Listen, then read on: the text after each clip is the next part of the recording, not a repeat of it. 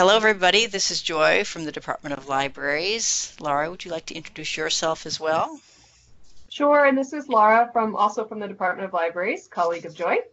And so we are here offering the class today, Balancing Small Library Administration, Management, and Daily Operations. And we've made a webinar of this. This is actually a replacement for the ALA webinar that got postponed in January that I think at some point they will redo, but we had promised that this would contribute to your core requirement for the administration core class. So I wanted to make sure to try to get it in this spring. So if they do another version of it, I'm sure that would also be good. So avail yourselves of that. But this is also counts as a standalone. So if anyone's not in the certificate program, you're certainly welcome to be here. And if anybody's finished their core administration requirement class and is in the certificate program, this will count for electives. So I'm actually going to turn off my camera now. I just wanted to say hello visually, but we'll have other more interesting things than my face to look at coming up. So again, just to put this class in a little bit of perspective, it is, again, part of the core requirement for the administration part of the certificate program in conjunction with the 4 ALA webinars that did happen, either if you watched them when they happened in real time or the recordings are still available and the recordings count. And then there are going to be 2 supplemental webinars as well, which one is on April 15th, and that's on library governance with Lara, and that's specifically about Vermont library governance, which is a little different, so not really covered in the ALA classes.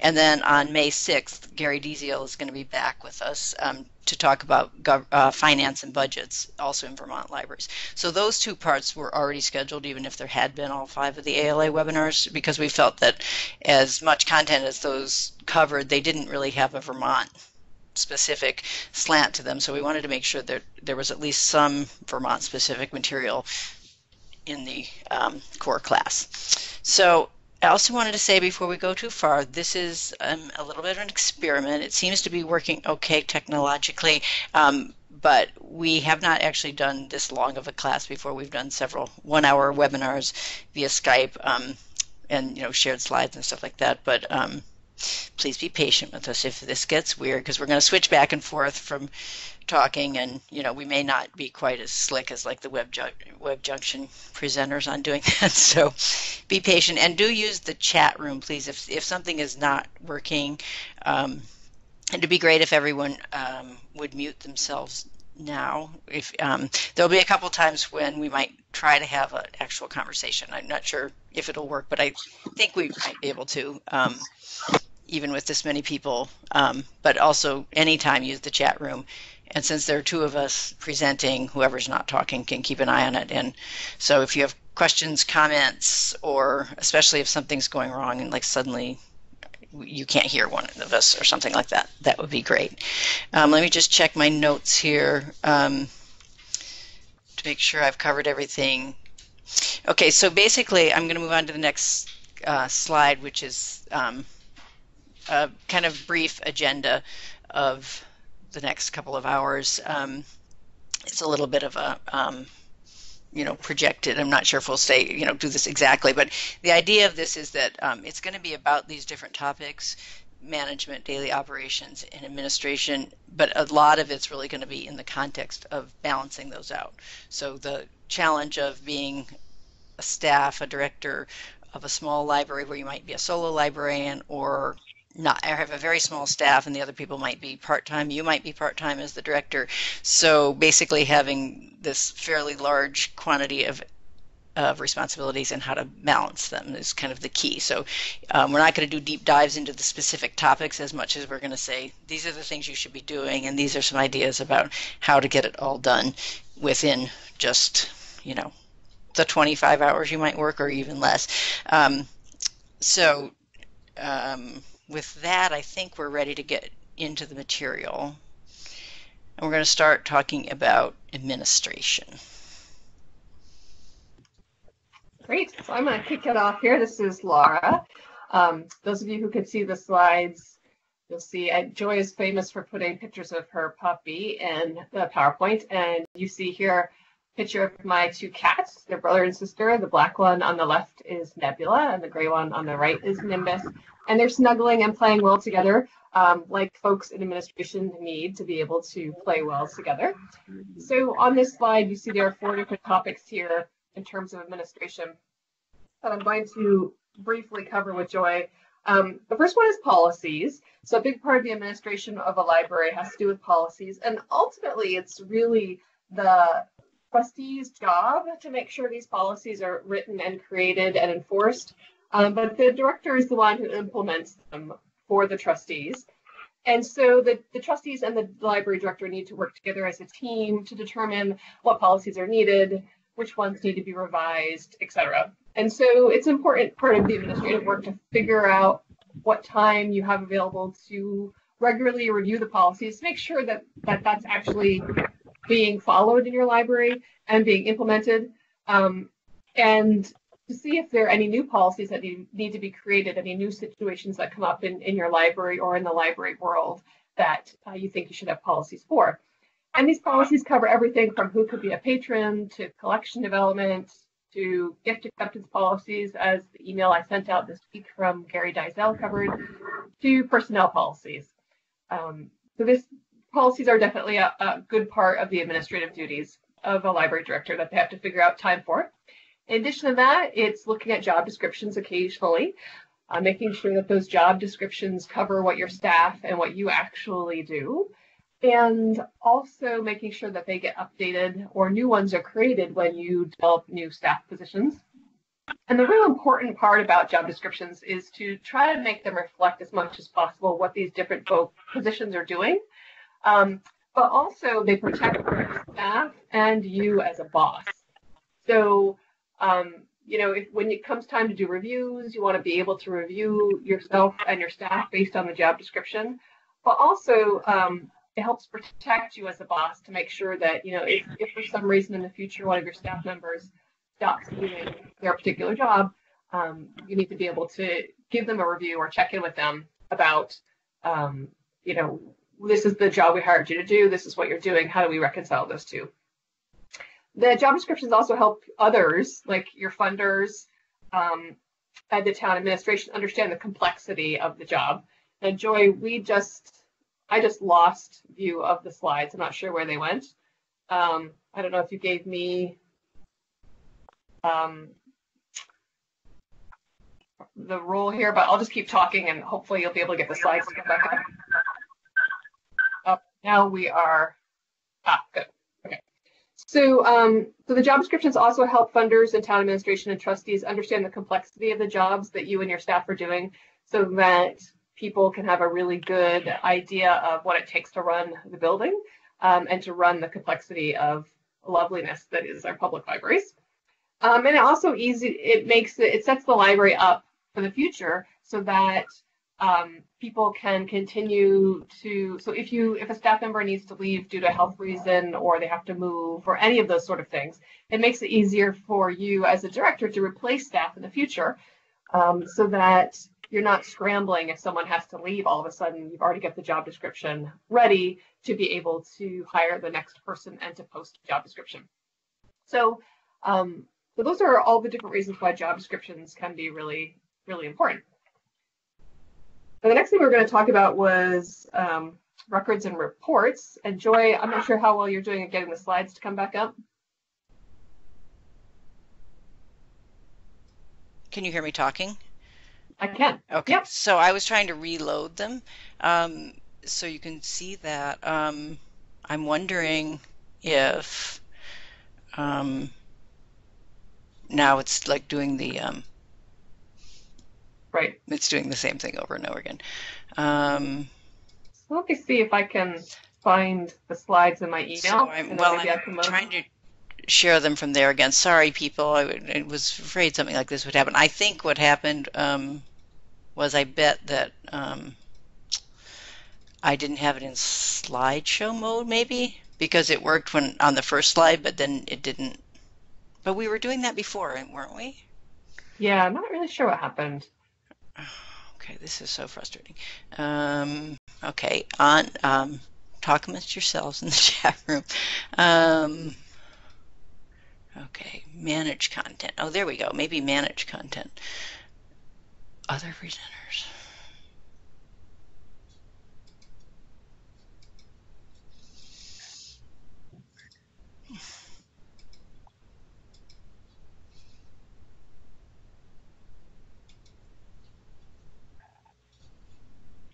Okay, I'm trying to share it again.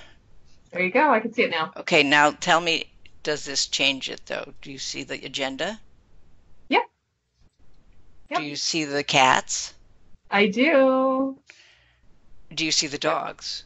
I do see the dogs. Phew, wow. I don't know what happened that because that's one of those technology things where I'm pretty sure I just did the exact same thing I did.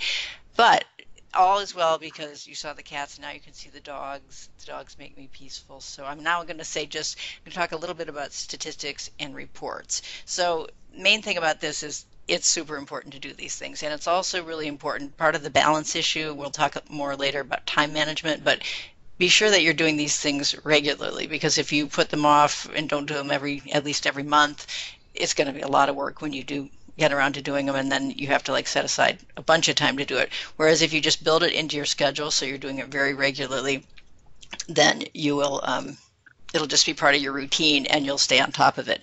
And the thing about statistics and reports, they might seem kind of dull or like you're doing just sort of rote work, but they're incredibly important because they're important for advocacy. You need to be sharing these with your trustees. There are certain times when it might be helpful to share them actually out with your community, certainly your select board sometimes, but they're also really important for your own planning. So if you know what books are going out a lot, what genre of books go out, that'll influence your collection development. If you know what kind of programs are popular or what time of day is popular for program attendance, then you could plan around that. And again, you should always be thinking about your strategic plan and hooking your statistics and reports to that. So again, we're not going to talk necessarily about how to do statistics or reports right now, but just kind of one of those things that you should be doing, and then how you can work that into your schedule. As far as continuing education, of course, probably a lot or all of you in this call are in the certificate program, but that's really only one part of it. That's a super important part of it. I'm so glad that so many people are doing it now. But continuing education really does continue way past, a certificate program or a master's degree or whatever, level, when you feel like you've gotten a certain job that you want. But especially in the library field, it changes so much, and there's always things to be learning about it. Technology changes quickly, so make sure that you incorporate that it really is part of your job as director, to continue growing as a professional and staying on top of the changes that are happening in the profession, or even doing a deeper dive into things that you didn't get a chance to learn about a lot. Like if cataloging, for example, if you didn't take a lot of cataloging when you were going to certificate or your master's program or whatever, go back and learn some more if you need to do that. And or technology again, community engagement. There's always a lot of training around that. And you probably all see that I send out webinar suggestions once a week. There's those. There's always Web Junction. But also a really, really big part of professional development is professional connections. So the library community in Vermont is very close, and it has a lot of informal peer mentorship. The listservs, if you're not on them, you should get on them because you can learn a lot from them. Also, Lara's began a program of regional meetings when she started working at the state library a couple of years ago, and that's been, I think, really helpful for people to meet in person until recently, but virtually seems to be working as well, to get to know the librarians that are in your county and nearby, so you can collaborate with them, get ideas, share your ideas, and just get support.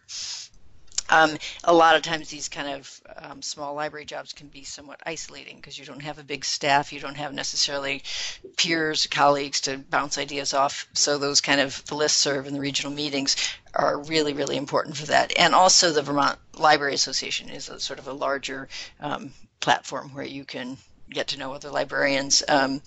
So think about that. And again, that is actually part of your job as the director, is to stay on top of those things and stay in touch with your own personal and professional growth. All right, so a bulk of what we're going to be talking about is time management because that's an awful lot of the balance issue. And um, there is a very cool tool for it, which you might have seen before, and Laura's going to talk you through this.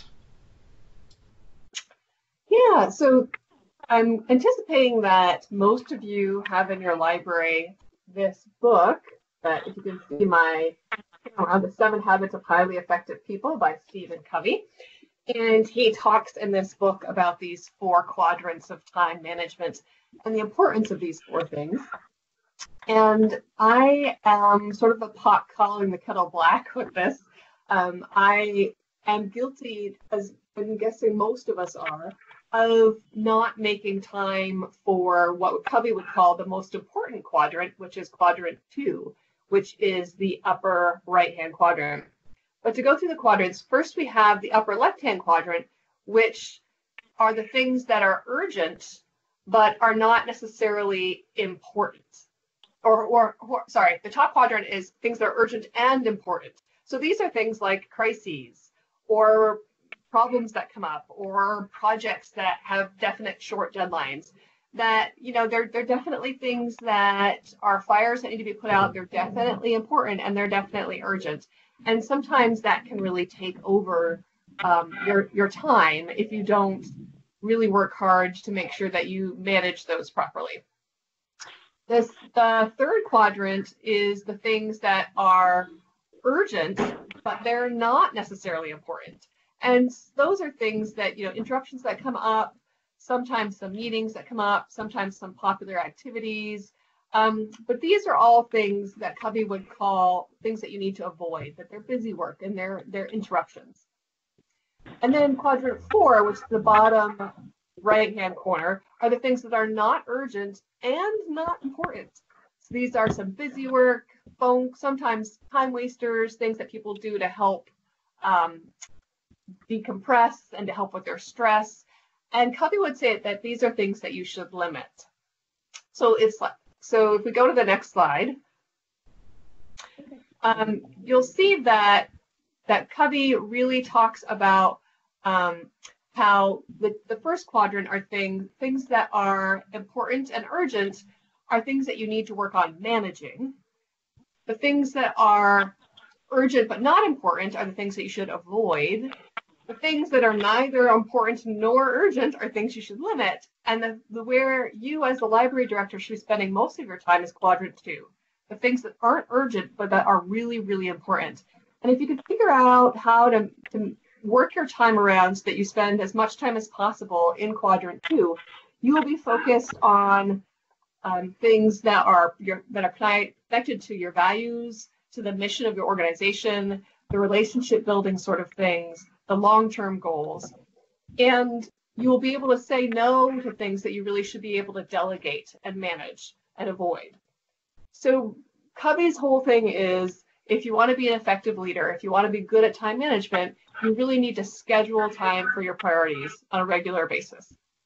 And so this is where I want to open it up to folks who think of some examples of things that we have regularly in our lives, as in our jobs, and figure out which quadrant might these things belong to. And then looking at these 4 words, manage, focus, avoid, and limit, how can that help guide us in terms of how we manage our time? So if anyone wants to type anything in the chat or unmute themselves and say something, we can sort of talk about where those potentially could fit in this quadrant.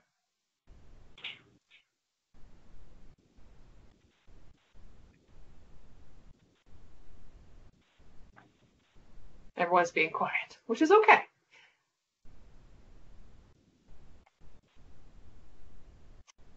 How about things like, go ahead. Was someone going to speak? No. So I'm thinking, when I was a library director, oftentimes looks like we have something in the chat from Joy saying patron suggestions. Joy, if you could type a little bit more what you mean by that in terms of books or activities or, and then Taylor wrote shelving or shelf reading. Yeah, so shelving or shelf reading, those are things that where you put them on the importance scale I think depends on how much of a problem it is in your library. um, but it's definitely not urgent. So I think you're right that it would be in the non-urgent section. But how important it is, I really think it depends on how much of it's a problem. So that could be something that you either avoid or limit. Yeah, so it could be the quadrant 3 or 4. Is it something that you can really delegate to someone else? Is it something that you have to do if you're trying to figure out as the director where you spend your time? Is that something you could give to a volunteer or a staff member and use your time training that person or volunteers, several people, to do that for you so that you could take that off your plate over the long term, give it to someone else, and then you have more time to focus on quadrant 2, which is the relationship building, long-term view stuff. So Joy suggested books and community events. So patron suggestions around books and community events. Yeah. So I think those patron interactions, depending on your library, that could be a quadrant 2 activity. Because if you are a one-person library, the relationship building that you do with patrons is actually probably pretty intimately connected to your mission, as it is for all of us. And so thinking about how you engage with patrons when they come in your space, because when patrons come into your space, they're interacting with you and they see you as representing the library, that is a really essential, very important part of your work. But also thinking about patron suggestions for community events may engage you in the sort of community outreach, which is really essential to the work of a library director, to getting outside of your building and really establishing those important community connections. So figuring out how you can carve out some time in your weekly schedule to do some sort of not only interactions with patrons in the building, but outside the building as part of your big picture important stuff is part of what you would do. So this, go ahead, Joy. Which Joy? Joy Reddington. Did you want to add more? This is Joy Worland speaking. I just had an add-on, but which was just to be careful of mission creep, though. So I think it would be it's quadrant 2 to engage with your patrons and your community members. That doesn't necessarily translate into somebody has what they think is a very great idea for you to do a program on this, or it's their hobby, or their passion and area of expertise. But part of like being the director also is making those decisions about that's a great idea, but maybe we don't have the capacity to do this, or it's not really what we need to be doing right now. So it's kind of a nuanced area, I think. Was there someone else who was about to speak with this idea as well? But again, that's just a really brief overview of Covey's quadrants, but he does a really nice explanation of it in his book, The 7 Habits of Highly Effective People, which is such a popular book. I anticipate you probably have it in your library. And it's worth a read if you've never read through it before, because it's all about time management. Parts of the book are about time management and how do we manage our time effectively to be powerful leaders. And his point is the more time you can spend in quadrant 2 focusing on your values and your mission, the more you can be effective as a leader. I'm all set, Jay. Okay. So we already talked about delegating, but I'm just going to reiterate how important that is, because the question about shelf reading, I think, was a great one. And as Lara said, that's something you could possibly train to someone else. Again, if you think about comparing being a library director in a small library where you are by yourself, or you have a staff of 2 or 3 people and a lot of volunteers, you're basically doing the job that the staff at a bigger library would have 12 or 15 people doing that. You as the director have to do the director job, because no one else can do that. Whereas some of the things like shelving or processing the books is another one that's time consuming. Those are skills that somebody needs to be trained to do, but they're not high-level skills. And you probably weren't hired for your skills at doing that. You were hopefully hired for more of your quadrant 2 kind of skills. So again, just the thing about delegating is it's time heavy at the front. You do have to train people, and you have to probably retrain people, particularly if people are part-time or they're volunteers that only come in a couple hours a week. It's hard to retain information that way, so there will be a time component to training and retraining and reminding and that sort of thing. but in the long run, it actually is a time saver because any of the sort of rote tasks that you can give to someone else, that leaves you more to do the important things. And then also, to-do lists are just they're essential, and I think you have to have like a hierarchy of to-do lists, which is it kind of mirrors actually with the quadrants because there's the like I have to do this today, and I always have like a post-it note going of that, like if I whatever else I do, these are the things I have to do that are really urgent on a timeline. So you have that, but then you also have like a bigger picture that you would do not necessarily with your immediate tasks that you need to have done, but like what are the things you need to touch in with daily? You need to check in and make sure this, have people put books on hold, and you need to make sure you pull those for them, or you need to, some people need to go get the mail, or they need to process the interlibrary loan, those kind of things. And then the weekly tasks, the monthly tasks, which would be the statistics and reports I mentioned earlier, reporting to your board. There are even going to be annual things you need to do. You probably have to do a town report. And so organize your tasks in that way. And then, if you don't get to the daily ones every single day, it's not going to be the end of the world, but at least you know that that is your goal, and then you can try to make sure you've done them that week. It also helps to have just like the calendar laid out of like over the course of the year, these are the things that need to get done. This is when we need to renew our subscriptions to things. This is when we need to do the town report. This is when I need to report to the board. So if you have it all laid out in whatever visual way works for you, then it's easier to stay on task. And again, to balance out the many responsibilities that you have because you are probably doing the job of multiple people. So anyone else have anything they want to add before we move on from the time management aspect? Anybody else have things that really work for them, or things they've struggled with, want some feedback on or brainstorming about?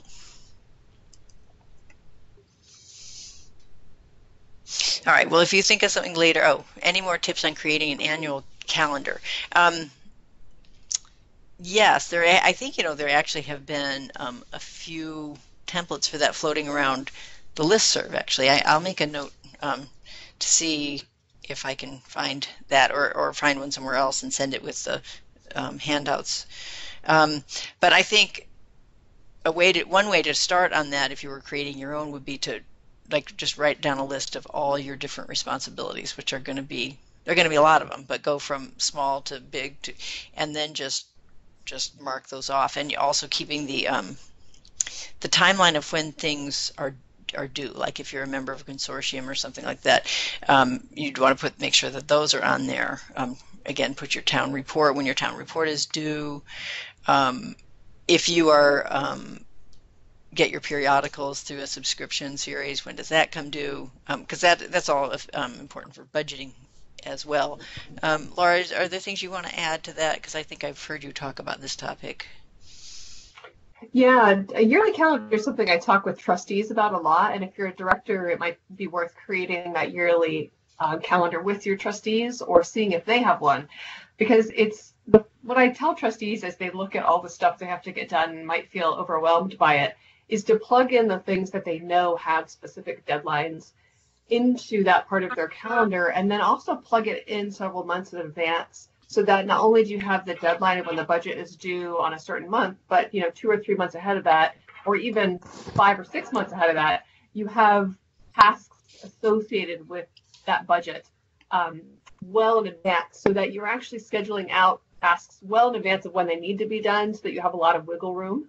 And then put in all those deadline associated things, and then look at your list and figure out, okay, now that I've already plugged in the things that have deadlines, I have all these other items I get to plug in now where I'll actually potentially have time for them, or they might be connected to something that has a deadline. You can pair those things together. So I work on that a lot with trustees, because I think especially, both directors and trustees have an overwhelming number of things to do. And if you can break it out into steps, sometimes it can be easier to get done that way.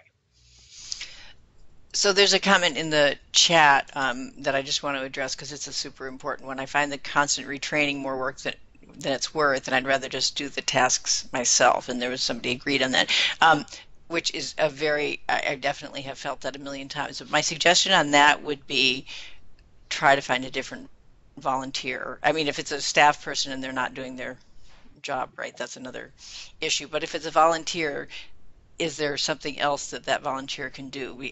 Technology comes up a lot with this one. I mean, I definitely worked with volunteers that no matter how many times I explained Koha to them, that just wasn't going to be their thing. They weren't retaining it. They weren't in often enough to remember it. And at some point, you just need to cut your losses on those, because the whole idea of working with volunteers, which we'll talk about a little bit more later, but it's supposed to make your job easier and save you time, not make more time. So that's a really key thing in selecting who are going to be your volunteers, and then also assigning what tasks you're going to give to them, because I totally hear you about that. Like, if you're spending a lot of time on that, you can just zip through it and get it done yourself. Long term, though, if you can find somebody who you can train to do certain things, and maybe it's just the easier things, maybe it is shelf reading, not doing pulling holds from your ILS or whatever. And then, of course, sometimes it might just be there isn't really something that I can find for this person to do, and that's another issue. But again, the retraining, just cut your losses if it's not the right person and find something else for them to do. There's another question. Will you talk about how specifically these things will be spelled out in job descriptions? So, Jan, which things and job descriptions for staff, or can you just elaborate a little on that question? I'm thinking. Is my mic working? Yes. Is my mic working? Yes. Yeah. So I'm just thinking, I mean, a lot of the things when we're working on doing our job descriptions soon, and when I think about sort of the daunting, all the different reports that we have to do as directors, and then that's very specific. Then there's something the broad concepts that are in quadrant 2 would be something much broader. And I just have a really hard time figuring out how specific you get, because a few words don't really in any way give a sense of how much time goes into those kinds of tasks. So that's the struggle. Well, I wonder if part of what you're getting at is, are you talking about like your trustees don't understand how much time, like if you have these certain tasks in your job description, that's going to be some of them are going to be a very large chunk of time, and they may not realize that. Right. And I think just in terms of planning ahead and figuring out I don't know, something like how many hours in a week, because right now I feel in our library we're very understaffed, working 2 part-time jobs, doing everything 24 hours a week for each of us. You try to make the justification of why you need more time, and the metrics for just say book circulation, which is the one thing people jump at, don't really tell the story of most of the other things that we all know that they're really important for us to be doing. So I assume that the job description is supposed to really match, the reasonable amount of time. So that's part of the struggle, I guess. Right. I think that the job description should match what your responsibilities really are. So you shouldn't be doing things that are not in the job description. The job description also should not be omitting things that are a really important part of the director's job. So a couple ideas about that. One is just to track your time and share that with the trustees. This is how much time I spent on collection development, selecting the books, purchasing the books, processing them if you have to.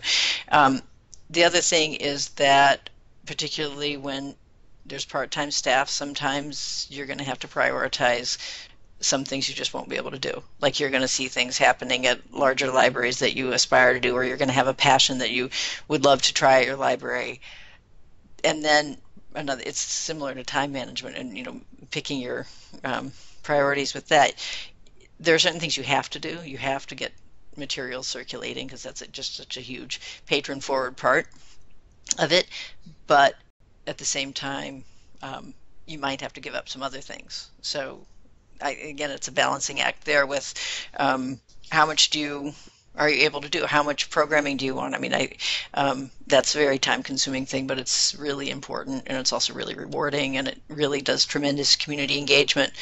But could you get a volunteer to do that? I know, like, the scheduling of programming can be very difficult because it's usually in the evening or the weekend afternoon, and maybe those aren't your hours. So can you be as the director, set up the programming and then get somebody else to open the library and host it?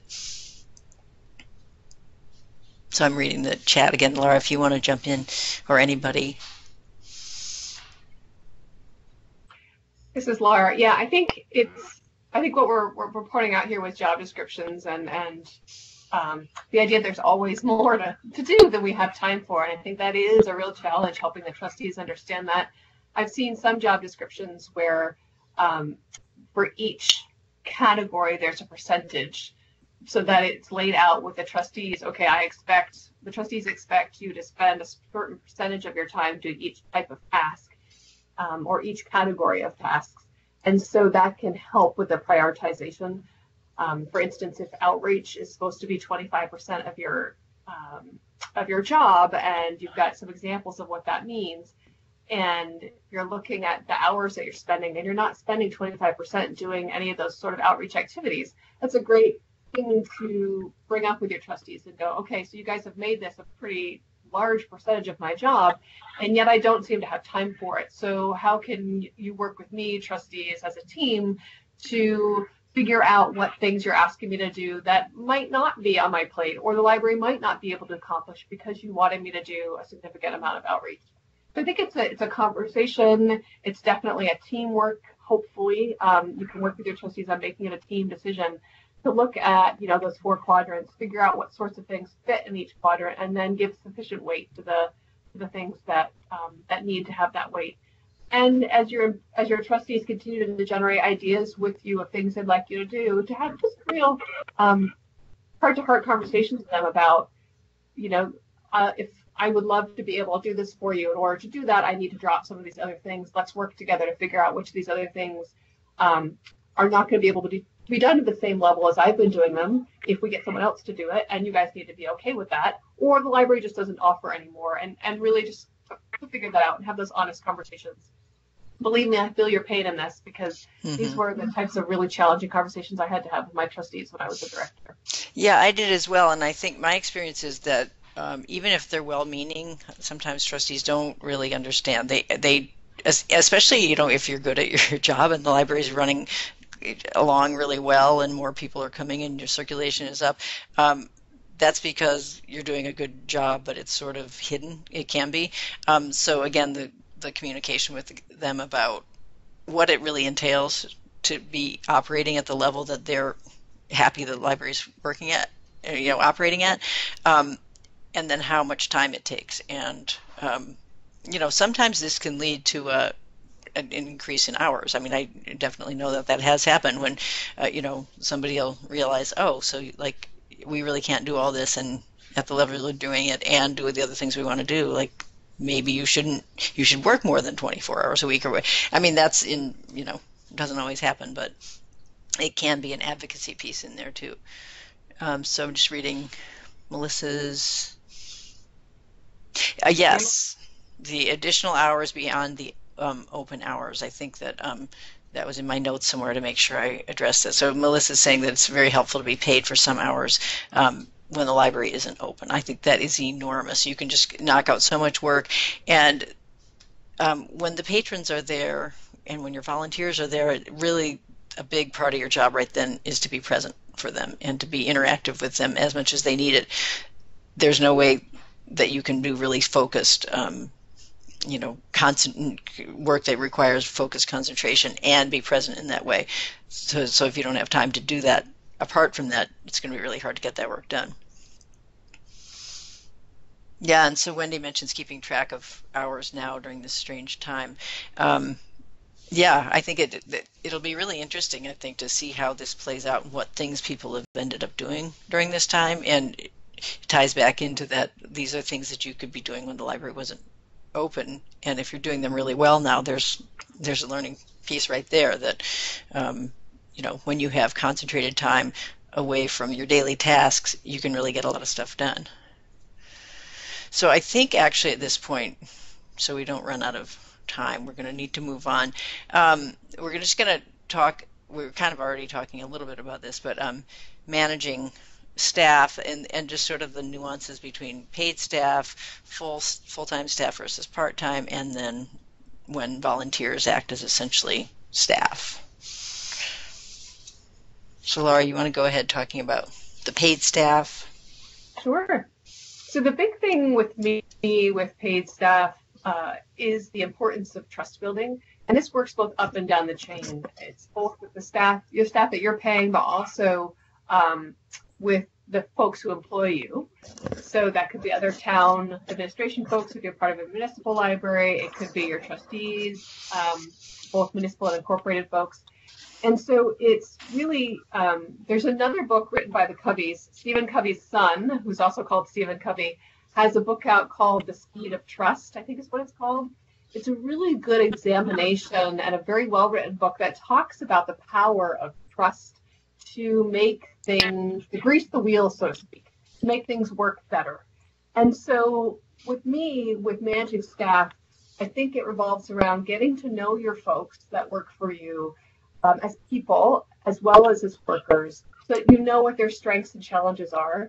In addition, doing a lot of self-work so that you know what your own challenges and strengths are as a manager so that you can accommodate for those with your staff, in addition to helping to accommodate for their challenges.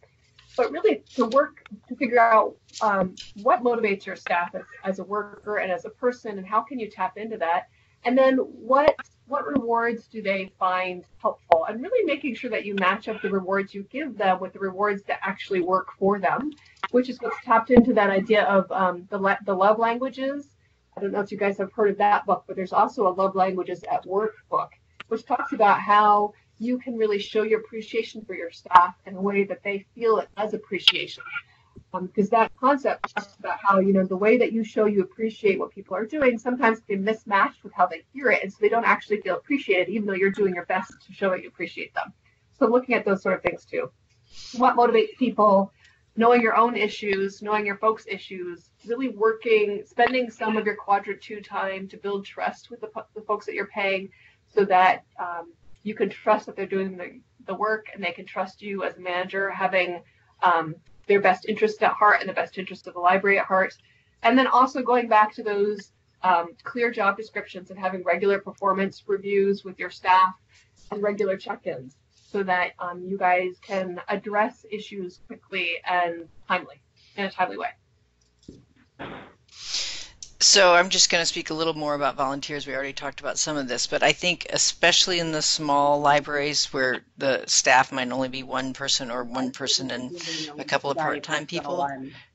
Dialed into my phone.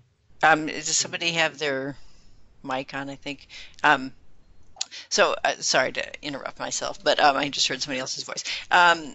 So you need to really treat the volunteers as if they are staff. I mean, obviously they're not getting paid, but if you have a fairly formal agreement with them, you should have something in writing. They should have a job description too, and they should sign something that where they agree to what they're going to do.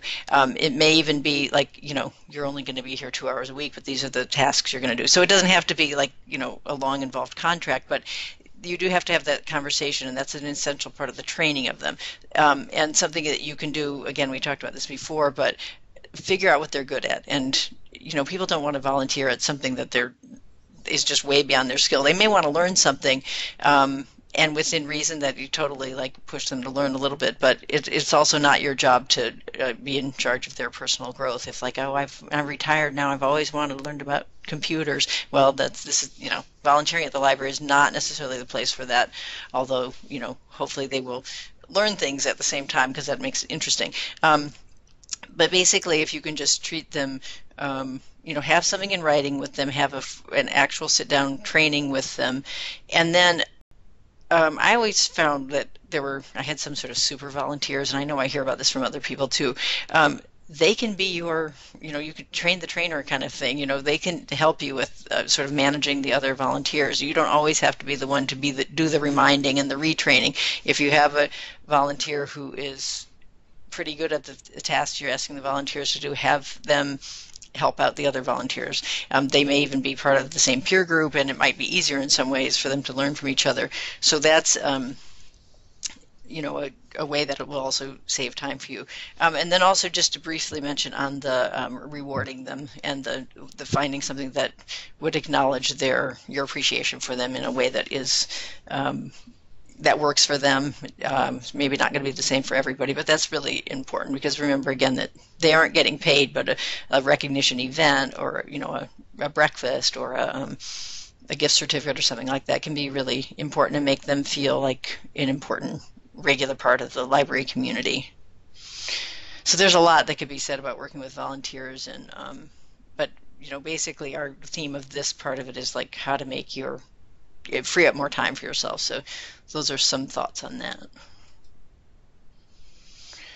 So moving in now to we're not going to talk too much about any of these, but just that you do have to, as the director, be in charge to some degree of the daily operations. You might not necessarily be doing all of them, but you might be. I mean, there are some in small libraries, sometimes the director is working at the desk, or sometimes even in larger libraries in the, I remember one snow day recently when almost all the libraries around, even our state library closed, and I went into Kellogg Hubbard and there was the director at the front desk, and it just made me feel like warm and fuzzy because I knew she could walk home from work, so there she was checking the books in and out, which is not normally what she did, but so just keeping track of that.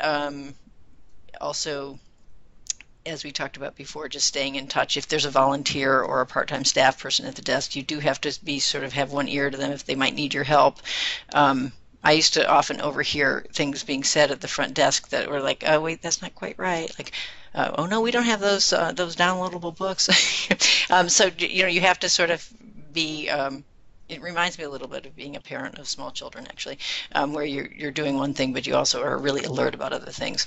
And then Interlibrary Loans is just one I want to just briefly say that if you can train somebody else to do that, again, it's pretty consistent work, so it's not that hard to teach someone else to do it, and it'll free up a ton of your time. And then, Lara, can you talk a bit more about working with patrons? Yeah. And so working with patrons is one of those things that, again, it depends on your library and how it's set up and your job description and what people you have working with you. But that can be a quadrant 2 thing where you really are doing that relationship building and that community outreach that's important to your work as a librarian. And this also includes those times when you have to work with patrons who are the more challenging patrons, the ones that present issues, or that their trauma comes out while they're in the library with you, or they don't follow behavioral expectations. And so part of your work as a library director is figuring out when is it right for something to come to you rather than having your staff or volunteers deal with it, especially if it's a more challenging patron, and making sure that you are available or have policies or systems set up to make sure that the right people have the training, be it you or someone else, to help patrons who may be experiencing a crisis issue in the library. Does anyone else have comments or questions at this point? We're almost at about halfway point where if we were in person in real life, we'd probably take a stretch, which we can do now if people need to. Why don't we take just a couple minutes? People can either talk in the chat, or if you want to get up and stretch or go get some water or pet your dog or anything like that. We're gonna we'll come back in like 2 minutes since everything is on a weird schedule because it's not in person. I feel like we should have some sort of intermission music playing. I know. Well, I wish we had thought of that. I was thinking that, like, I do have a piano in my at-home workplace. If I had thought of it ahead of time, that would be, I could have availed myself of that. But this is a fine time to chat too. If people have want to turn on their mics and ask us anything or comment on anything we've talked about so far.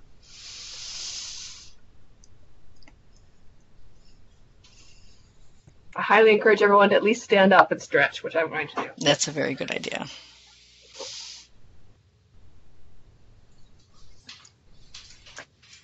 Hi, Joy. Can you hear me? Yes. Hi, this is Janet. How are you doing? Good. How are you? Janet Bono. Good. I was thinking, I didn't comment earlier, but with the prioritization from the 4 quadrants section, I feel like now is at least for me, I'm at a new library right now, so I'm getting used to everything there. And then we got thrown into the COVID-19 lockdown. So I think like now is for me a little bit of a struggle is doing all the things in this new library that need to be done behind the scenes. And fortunately, I do have a lot of time to be doing a lot of that, like reading books, book acquisition and purchasing and putting books in the system and so forth. But again, I think it's everyone else's struggle too. How are we planning for summer? So I'm kind of going back and forth between, oh, I should be doing the housekeeping stuff while I have maybe a few weeks by myself in the library without the patrons there, and I can really concentrate on all this housekeeping stuff versus I really need to be prioritizing. That's probably my issue this week is leaving aside some of those things that I think the library could use, like major weeding of the books versus planning some virtual programming and looking ahead to summer. So it's more of a comment than a question, but if you have anything to offer, that would be great. I'm in Grand Isle. Yeah, well, first of all, congratulations on your new job, Janet. That's awesome. I think that, of course, we first of all have to recognize that this is a really bizarre time. And it might be, in your situation, this might also be a time, though, when you can think, like pretty big picture, like what are your goals for this library that you're newly the director of, and what are some things that you want to like jot down for when we reopen? These are goals that I would have, and what could you be doing for those goals now? I mean, because you're in sort of a doubly unusual situation because you've just started and then basically the library had to close down. So I think there definitely is the during this downtime, like the scratching things off the list kind of thing. But it's been interesting for me. I've been surprised. Like I brought home all sorts of like tasks that I hadn't had time to do. I still have not had time to do them because it seems like there's a lot of sort of conceptual things going on, like people sort of reevaluating or trying to figure out, not necessarily reevaluating, but evaluating like what are our priorities, and because we've had to pare things down and to a different kind of set of priorities than we normally have in the library world. And I think also like we have to go kind of easy on ourselves. So like if you can do virtual programming, great, and if you can't, that's also totally fine, because it's a lot to ask of anyone to learn to do that. Same, I think, with the summer reading, and I'm just going to take this moment to plug that there will be a summer reading webinar by the youth services consultant Jonathan Clark. It's May 4th. Because for this very idea that everybody's wondering, and we don't know, maybe by May 4th when that is scheduled, we'll have a better idea. But you can only do so much planning because you. And it's part of my it's just me with my personality wanting to jump in head first and hit the ground running and have all these great things going and be totally cognizant of everything that I don't know and have it right to me in my fingertips right away. But and I do want to, but I think the other quick question I had, maybe a little off topic, would be since there's no mailing list that was developed for this library from my previous library. I spent years developing a mailing list, so I would be able to reach patrons with survey. If I like right now, I don't have a mailing list with this particular library. It would have to be built up. And I would like to be able to reach patrons by email too, like maybe do a survey. And am I breaking some sort of ethics, or how would I go about acquiring lots of patron emails to send out a newsletter without breaching their wishes, were I to just go into, say, Destiny, which is our autographic, our cataloging program, and pull emails from there? I don't know if I'm. Yeah, you can't do that unless they've opted in for it. Like some libraries on their library application will ask, "Is it okay if we use this for a newsletter or for?" But if you haven't done that, you can't just cull out the emails from that.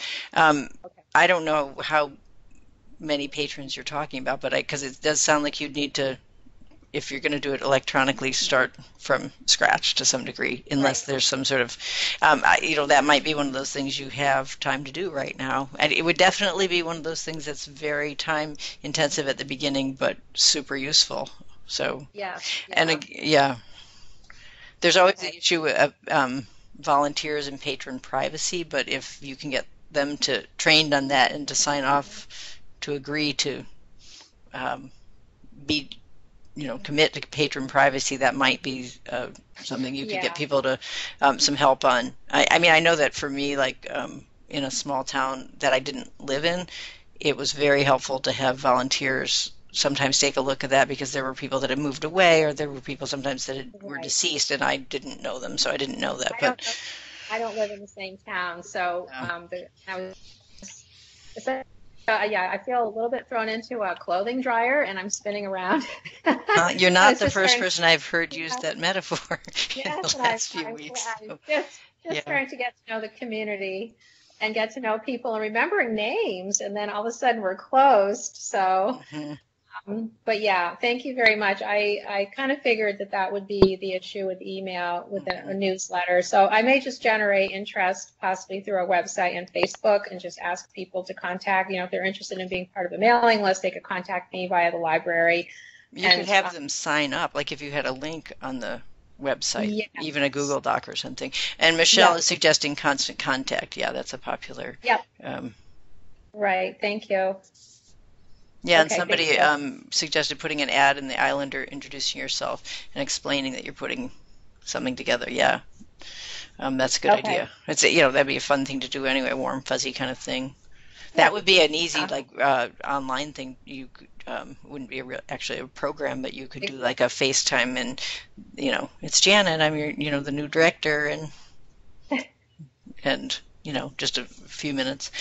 Jan from Castleton says roles have become fuzzy between roles of trustees and staff during COVID around procedures. Lara, you want to talk about that? I think that seems like a Lara expertise area. Yeah, I think I've had a lot of conversations with trustees and with directors over the past few weeks during this strange new world that we found ourselves in. And a lot of the conversations I've been having with folks are around issues of compassion and trauma, and thinking about how we're all really struggling during this time with managing our emotions, and thinking at the same time trying to do our jobs as trustees or as staff members. I think that's a really hard balance to maintain, which I think is contributing to role fuzziness with what trustees are supposed to be focused on versus staff. And I want to emphasize that it really is a partnership again between the trustees and the director to figure out how to navigate these strange waters. And I think the more we can emphasize compassion and the partnership, um, the better in this weird time. But also, reflecting or pointing trustees back towards the trustee manual on our website to help them get a better sense of their roles, especially if you have new trustees who've just come on board, because many new trustees were elected or appointed right before this whole thing started. And so maybe they've never been trained, and all of a sudden they're trying to make big decisions for their library. So yeah, pushing them back towards the trustee manual or encouraging them to contact me, and I can have conversations. But yeah, I agree with you. It has been a sort of stressful time of fuzzy lines. Absolutely. And I think it's really important to remember that the trustees are going through whatever they're going through now too, with their families, and like this has been different for everybody. Some people are not touched by it that much. Some people are touched by it a lot. So keeping that in mind. So there are some good suggestions about staying in touch with newsletters and stuff in the chat room if people want to check in there. And again, if anyone's on the phone, we can send these out. So Melissa's asking, let me just check it. Can you hear me? Yes. Okay, because I have the two mute things. I'm not 100% positive I'm using them right. So have you guys heard of A Mighty Blaze on Facebook? I don't know what that is. What? Oh, so it's authors being interviewed by on their publication date. Very cool. Yeah. All right. So we're moving into the balance part of it, and the we're already basically are kind of segued into that and have been incorporating all along. But we're just going to like talk about some of your regular tasks, and again, we're not going to talk about how to do these necessarily, but we're going to just make sure that you're touching on all of these at some point in your jobs as director, or else having somebody else do them. A time-consuming one can be the website and social media. A time saver with that is having a good website. So I know that there was an email today about somebody had collected different websites people are using, and somebody said someone was brave enough to be using Joomla, and I had to update a Joomla website, and it would be like a day. Like I'd have to, hey, it's Tuesday, I'm going to have to, put the notes up from the last board meeting or whatever. So if you're finding that your website is that time consuming, it might be like a platform you might want to change.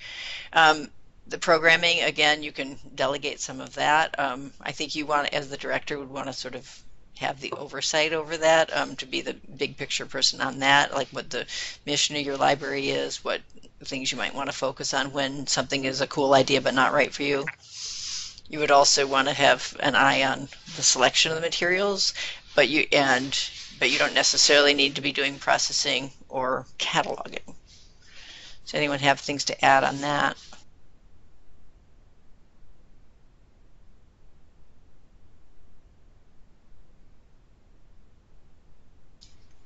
Okay, so again, the training of people is essential because it's going to be a time saver for you.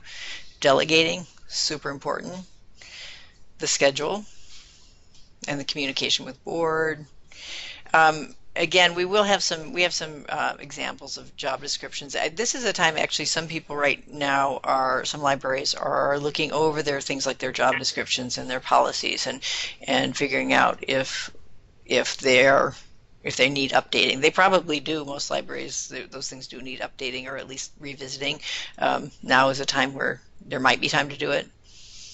And then, of course, the strategic plan. Lara, you want to talk about that a second? I'm going to just go, there's a lot of noise in my house. I'm going to go ask it to be less noisy. I'll be right back. Okay.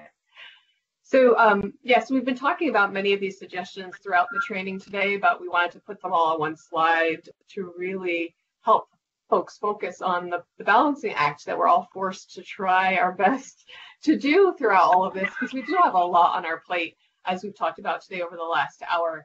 And it can be hard to figure out how to delegate things in a way that it will stick.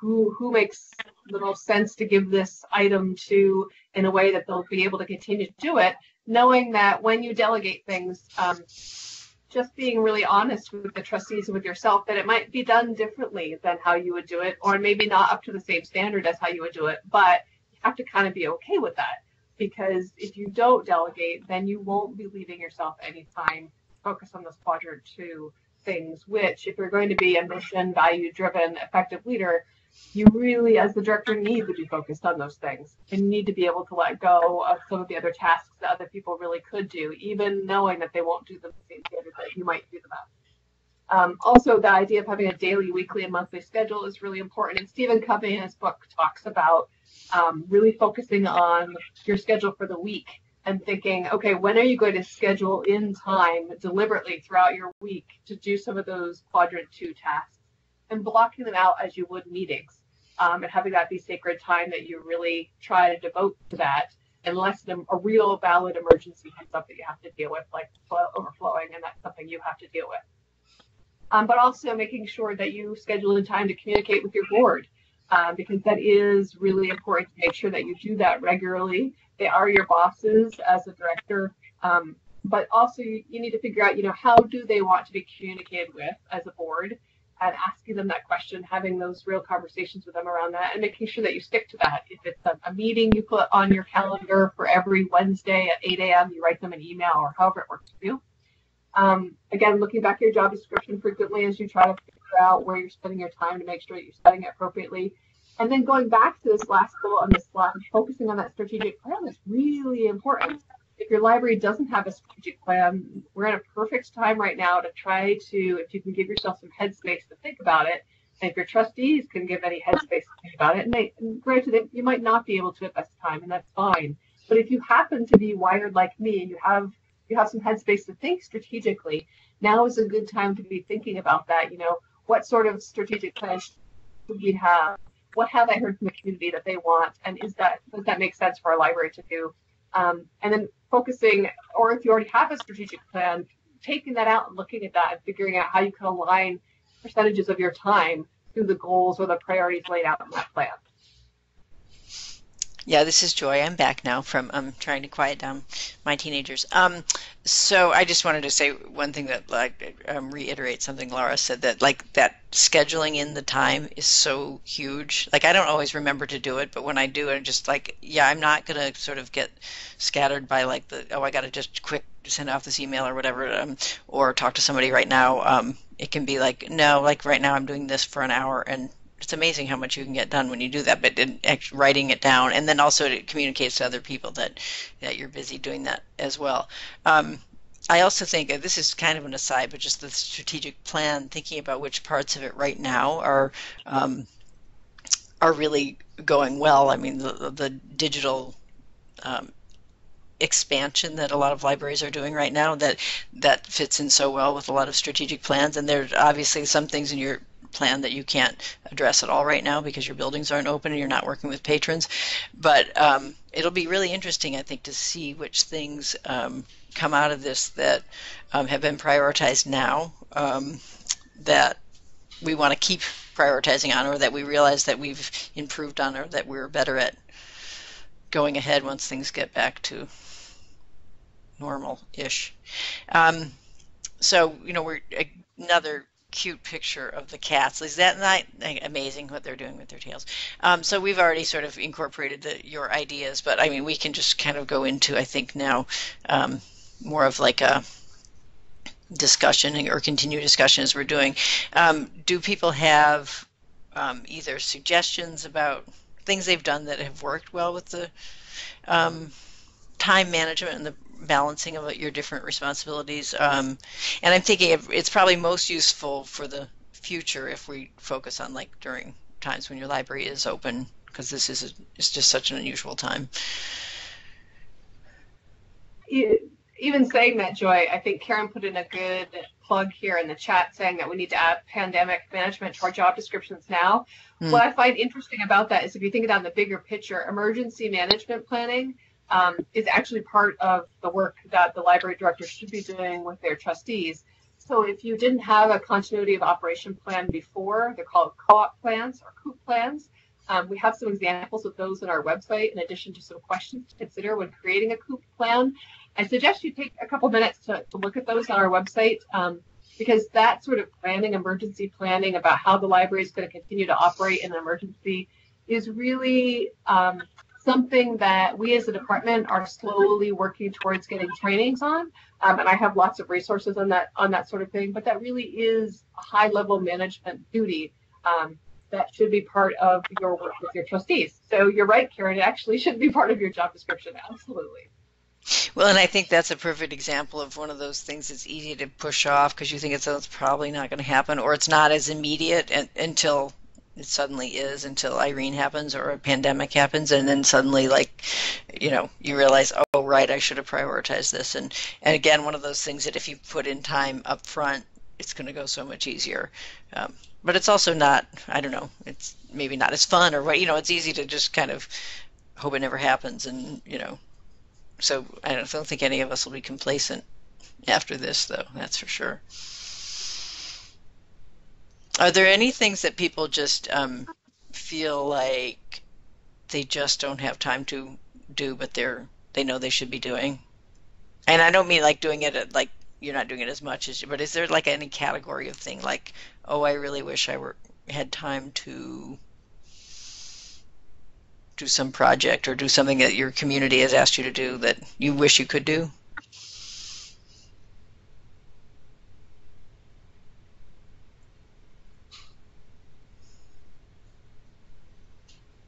Well, I guess maybe that's good in a way if no one's popping up with ideas about that.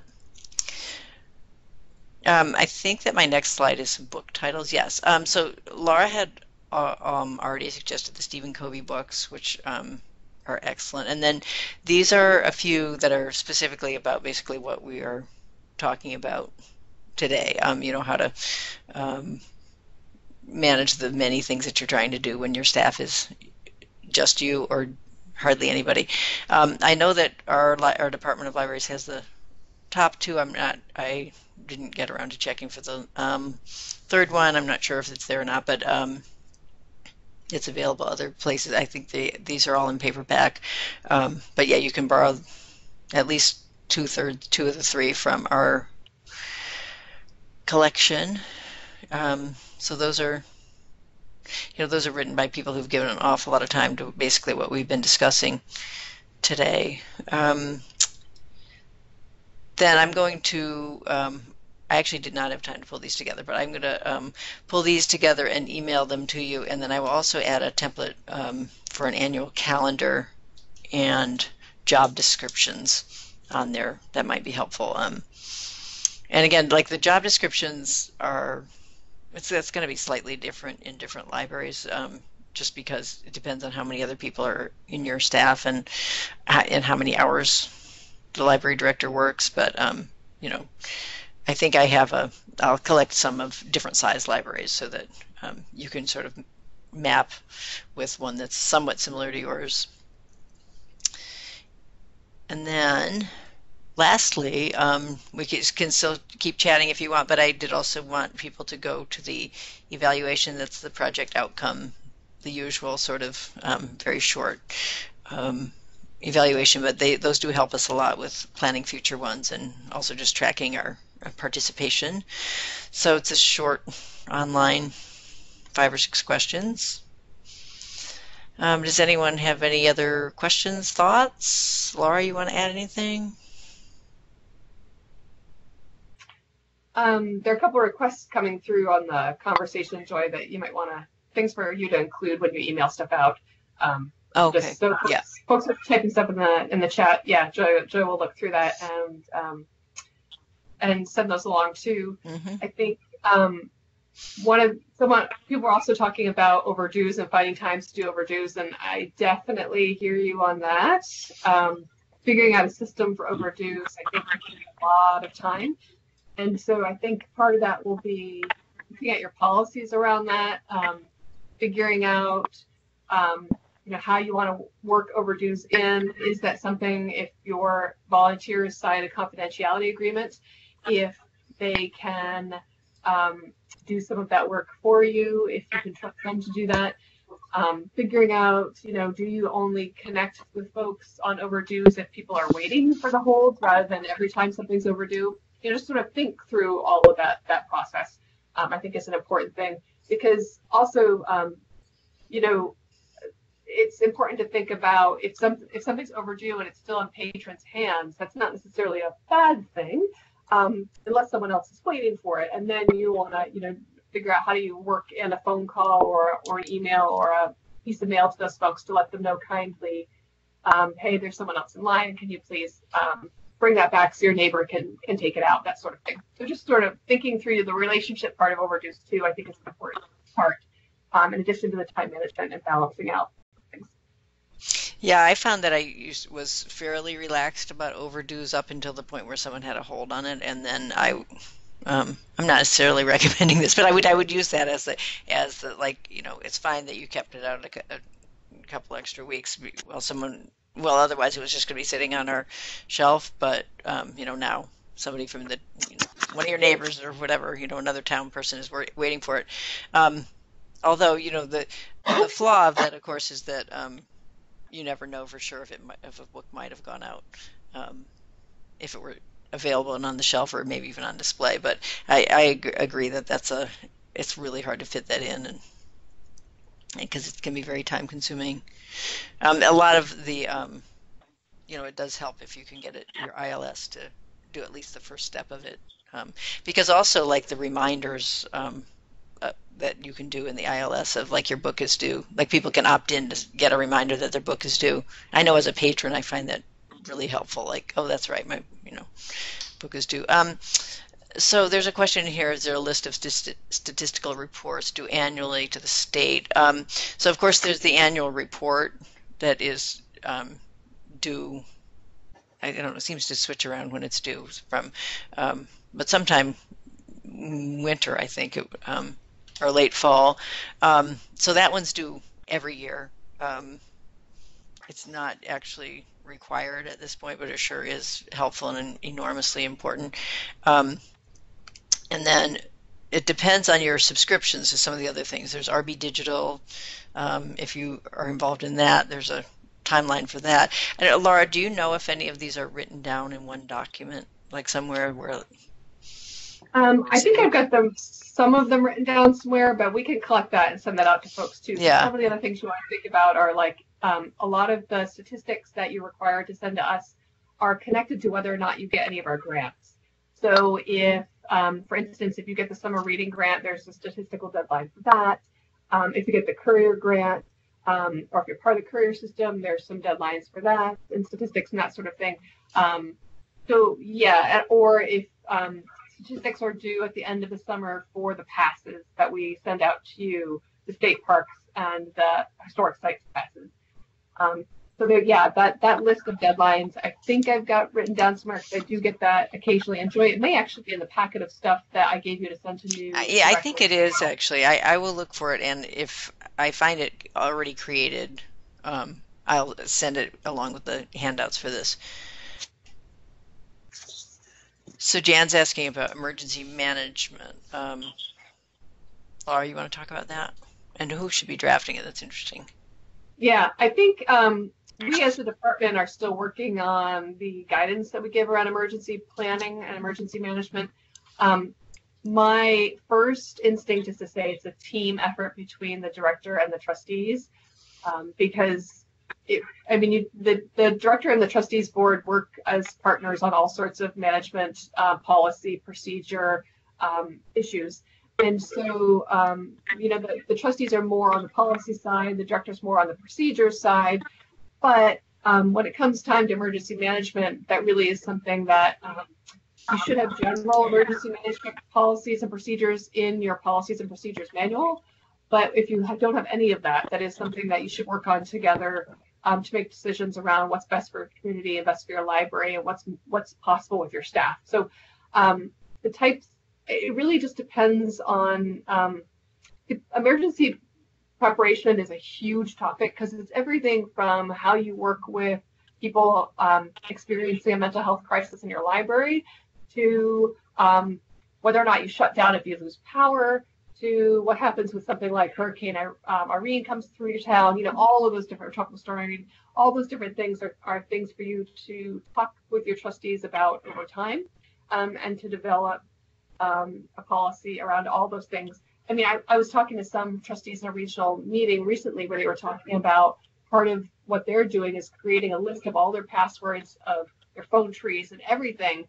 And even that's part of their emergency planning because they want to make sure that if something happens to them, people know where all the important stuff is filed.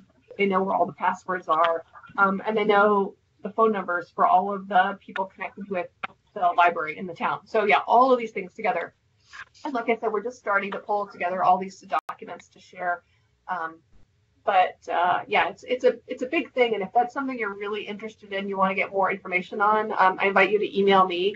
My email's on the screen right now, lara.keenan@vermont.gov. I got that email yesterday, I think, or today, looking for all these resources. So it's a huge list that I can send you if you're interested in looking at that right now. If that's not something you're interested in right now, but it's on the back burner for you, this is something we're working on as a department, so we'll have more materials about this in the future. So Melissa's question about the grant, and so there's not a specific timeline, like one deadline for when the grant reporting needs to be done. That goes grant by grant, and there's a form that needs to go into the state for each time that you get money through us. So that depends on the timing of when you got the money from us. But it is really, really important that you do that because you will get denied if you haven't gotten that paperwork in. So I think that there's been a new movement to just sort of be more, operate under best practices with that, and maybe it was a little bit slack in the past. But at this point, the way, we've got a great grants person right now working with us, and and we're trying to report properly on our end to the state, and to IMLS when we get money from them. So it's really important that you do all the paperwork. It looks kind of daunting when you get it, but the part that you have to fill out is the library is really not, and it's either the library or the town. It's really not that much, but what's really key is that you do get it back, and that you get it back by the deadline, because that will keep you from getting future grants. Then the next question about the IMLS money. Sorry, can I ask yeah. a question? Mm-hmm. Yeah.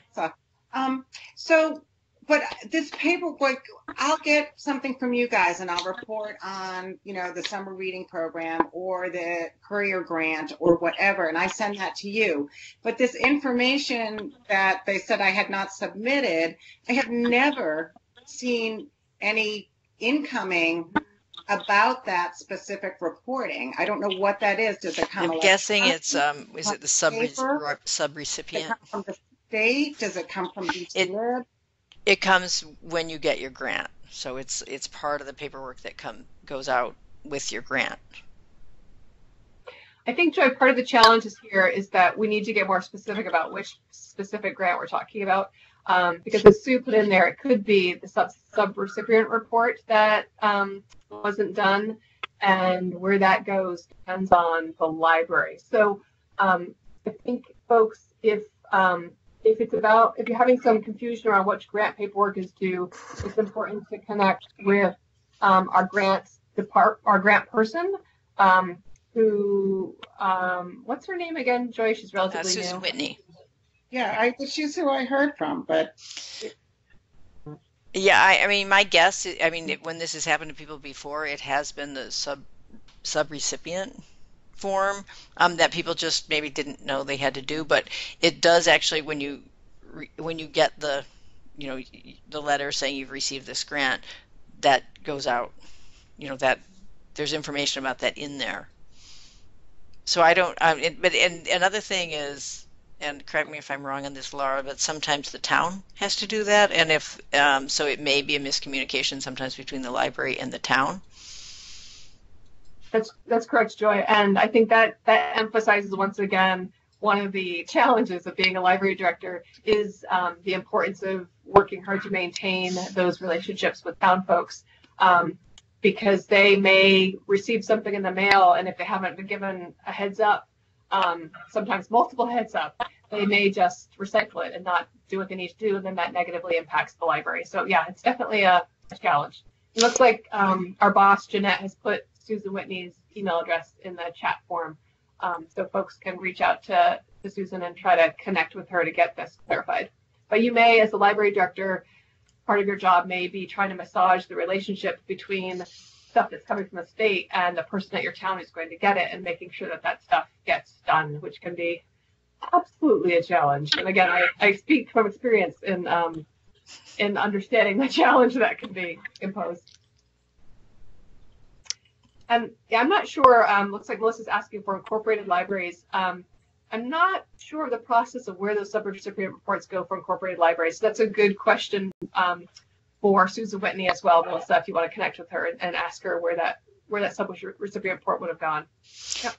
Yeah, I do know that there have been times when the town has not sent that form back in, and they didn't indicate any knowledge of it until the library got denied something, and then they had to, it was too late for that year. But so it's good, now that there's more awareness around that form, we can, as librarians can remind their town managers and keep in touch with them about that, because a lot of times there's not another organization that's getting money quite in that same way that the library is getting grant money from the Department of Libraries. So their town managers seem to be sort of surprised by it, but do stay in touch with them, because I know that is very unfortunate. Sometimes libraries get denied by something and it's not really even their fault, but just heads up about that, because it is a requirement, and it will come back and haunt you if it doesn't go well. And Joy, were you going to say something about IMLS? Oh, I was going to say that there is a chart that says how much money each state's getting, but now that Jeanette is on here, Jeanette, are you here, and do you have information about that more than I do maybe from reading an email? Yeah, well, I can tell you that I don't. Oh, hi everybody. Sorry. I can tell you that we don't yet have the exact details on how much will be available to us.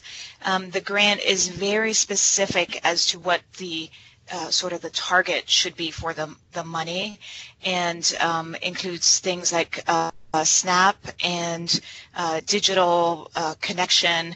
I should look up. I'll look up the three target areas in a second. But we are waiting right now still for instructions from IMLS.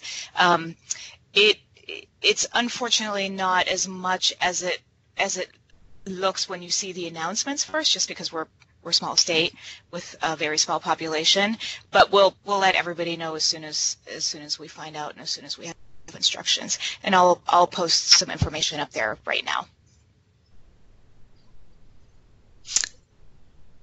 Jeanette, you see Karen's question, so that SNAP, food stamp, or meals at libraries, is that related specifically to library funding or programming at libraries?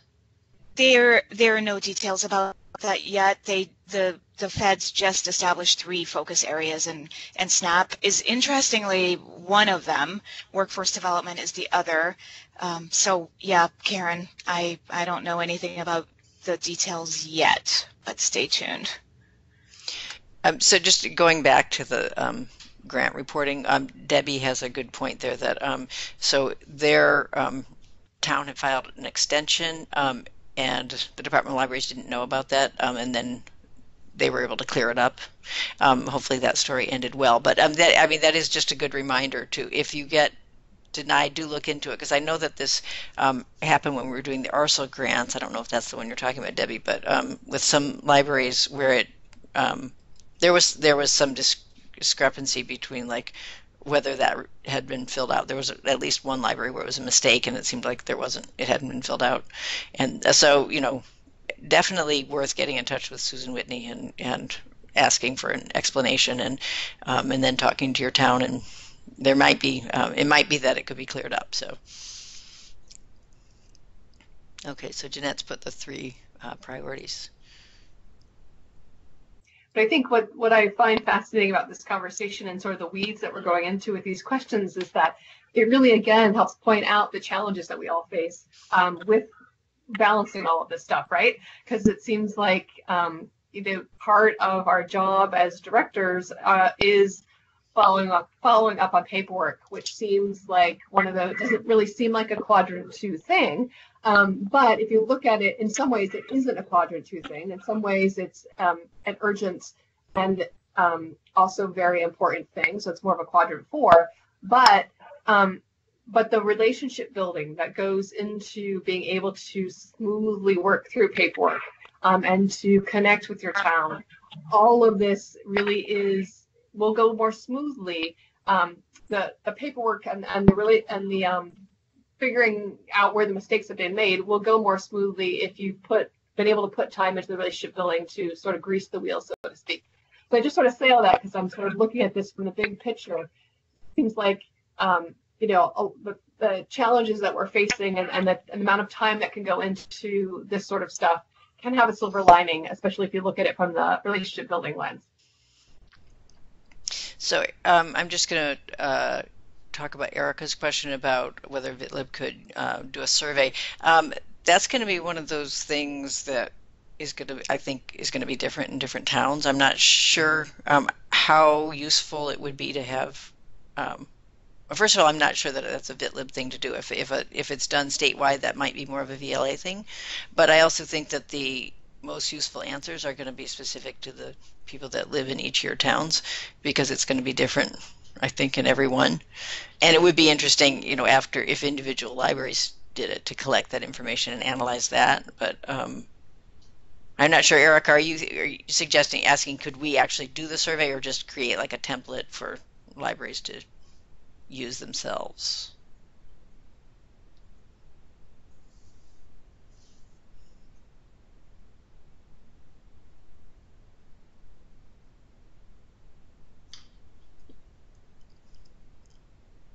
Yeah, I wonder if you have, okay, the template we provided. Um, okay, I mean, that seems like it's not, it wouldn't be too much of a challenge, but I do wonder about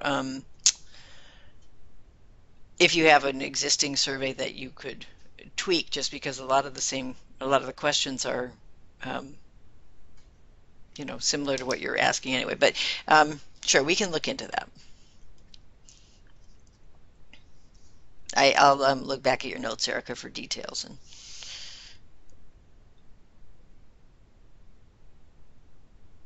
And Jeanette, are you still on the call? Yes, and I'm reading. Okay. I'm reading Jan's. I'm suspecting you want me to answer Jan's question. Yes, I thought you. Yeah, let me just finish reading it. Hang on a second.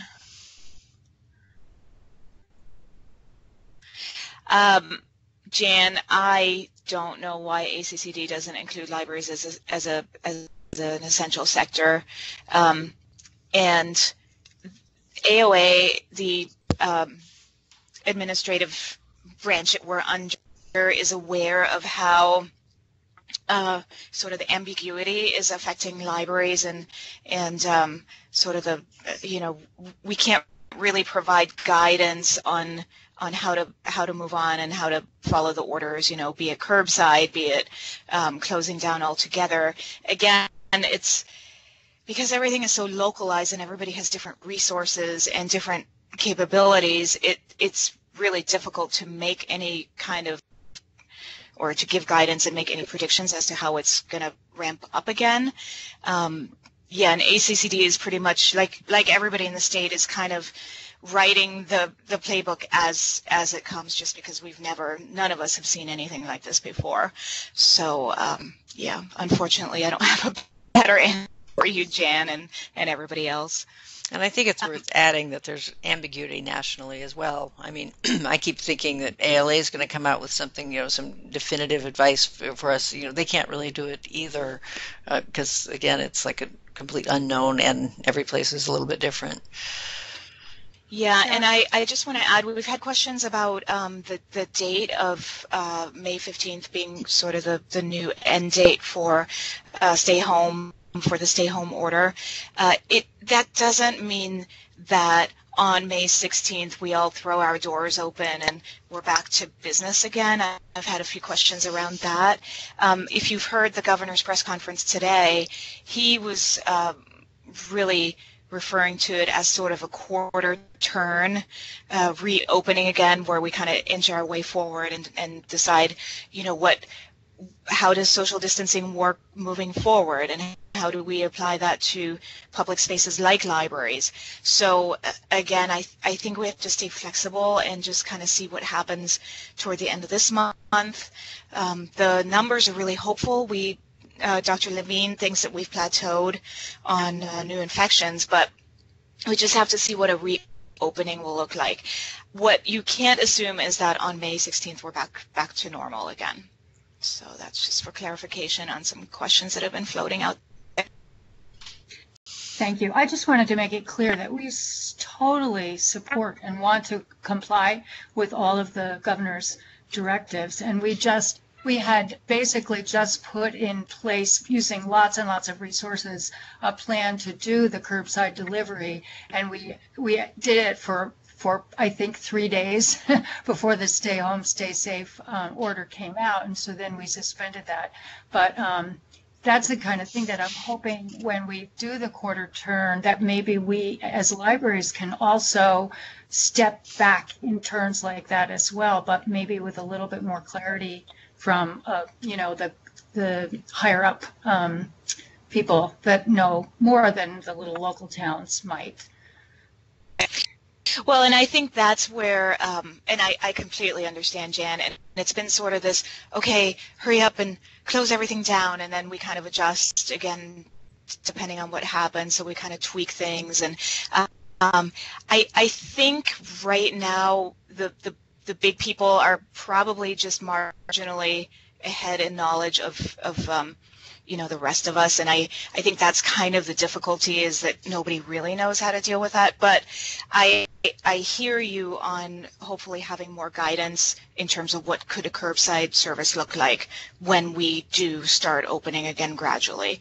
So I will pass that on to Jason, who is always in these AOA meetings, and who knows, get more information. Okay, so does anyone have any more comments or questions? It's great having Jeanette here, so we've kind of changed topics a little bit. Just anything else to just sort of wrap up the balance and the administration and those kind of topics, and before we close.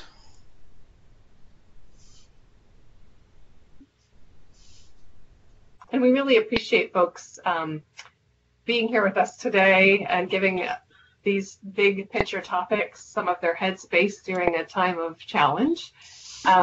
And this balancing aspect, I think a lot of the challenge for it is around mental health and around us having jobs that are manageable, not only for our libraries, but for ourselves. And so I want to applaud you all for spending time with us and thinking through these. And hopefully you've gotten some ideas that you can sit with and think about, okay, now that I look at all these things on my to-do list, how do I figure out how to do all this, as Joy said at the very beginning of this webinar, in just however many hours I'm paid a week?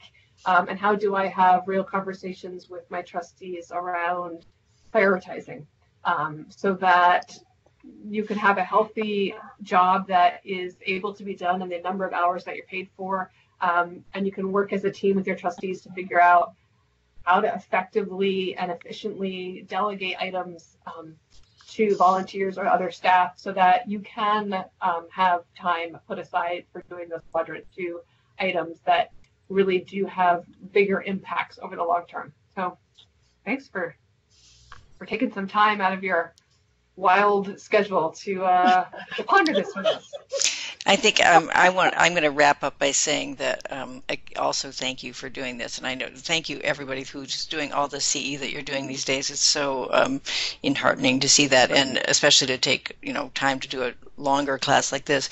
But I want to say that I feel like we demonstrated one aspect of this that I think is so huge, and it's that professional development is talking with each other and like learning from your peer librarians, especially because have the small staffs and can be isolated. You'll learn so much from these kind of classes because you can talk to each other, talk to other people who have the same kind of situation that you have, that they understand in a way that no one else does. And I also just love Vermont, that we are having the CE class, and the assistant state librarian was here to answer questions in a way that only that we needed someone at that level to do. So I think that's another really terrific thing about the library community in Vermont and how we all learn from each other. So thank you, Jeanette, for joining us. Thank you, Lara, for doing this. And of course, stay in touch. I will send out slides and the handouts, the promised handouts, and look through the chat for other things that have been requested. So always great to see everyone, even if it's only virtually. So also looking forward to when we can have classes in person again. And take care, everybody. Thank you.